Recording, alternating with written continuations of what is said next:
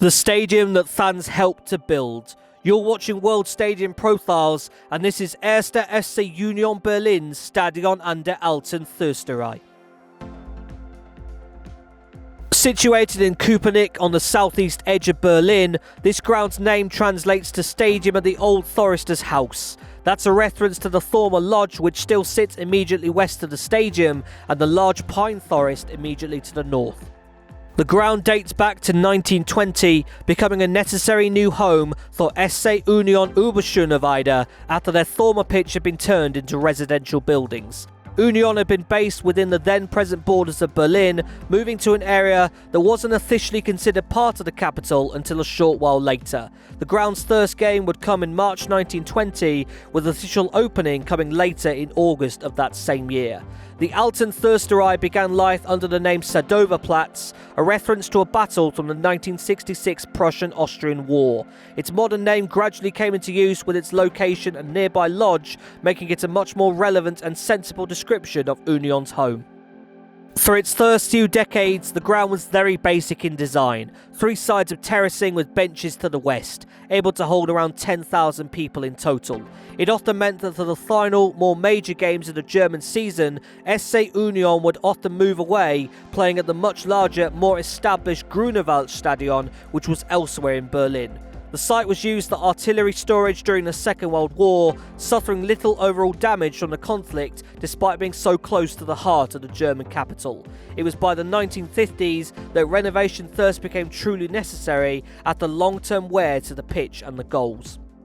It was during this time that SC Union Oberschöneweide had been forced to dissolve by Allied occupation, relaunching in late 1945 as SG Union Oberschöneweide and eventually joining the Oberliga Berlin. They would be one of the strongest outfits in the regional league, but their existence as a team in Soviet-occupied Germany resulted in them often being refused the chance to take part in national championship games against sides from West Germany.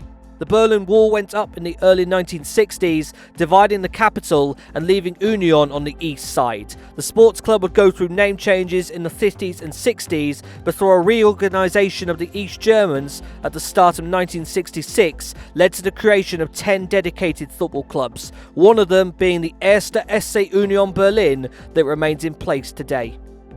As Union changed, so did their stadium. It was in 1970 that expansion of the main and east stands took capacity up to 15,000, with later work in the late 1970s increasing the size of the north and south terraces too. By 1983, the Stadion an der Alten Försterei was a 25,500 capacity stadium that contained 3 sides of uncovered standing terrace and a single detached stand to the west, with seats for 1,800 people. The Berlin Wall finally fell in 1989, with Germany reunified the following year. Union would join the National League system of the DFB, held back by a stadium that was fairly large in size, but like other eastern venues, had outdated facilities when compared to general competition. There were several discussions about a relocation to either an existing or proposed stadium, but nothing stuck, with capacity at the Alten Försterei necessarily falling to just above 18,000. Union Berlin had not owned their ground for a number of years, given special license by the Deutsche Fußballliga to keep playing at the dilapidated stadium. That license renewal came to an end in 2006, forcing the club to either move to a new venue or take ownership of the Alten Försterei and bring the ground up to required modern standards. It was a monumental effort needed to complete the redevelopment, with plans that dated back to the 1990s. The crumbling and old-fashioned terracing across 3 sides of the ground was replaced, with new covered concrete terracing installed in its place. Perimeter fencing was in turn added, along with new seats in the main stand, under-soil heating and a digital scoreboard. This was phase 1 of the stadium's redevelopment, notably completed with the aid of over 2,300 volunteers. After reopening in July 2009, Phase 2 of redevelopment came in mid-2012. The process saw the demolition and reconstruction of the main stand completed the following year, with modern hospitality facilities, media facilities and a modern brown exterior facade.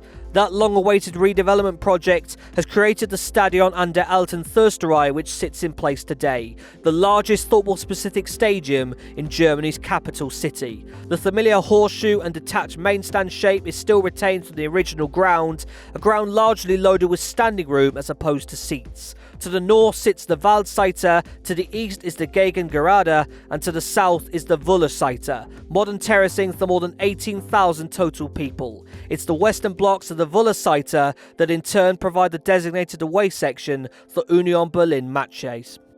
There can also be a few seats available for away fans in the detached main stand, housing rooms for more than 3,600 people, as well as the numerous hospitality and executive facilities that modern stadiums demand. Capacity at the time of writing sits at 22,012. Have you had the chance to experience the Stadion an der Alten Försterei before? Let us know in the comments below, and be sure to subscribe to the Matchday Man for more stadium profiles like this one. I'll see you then.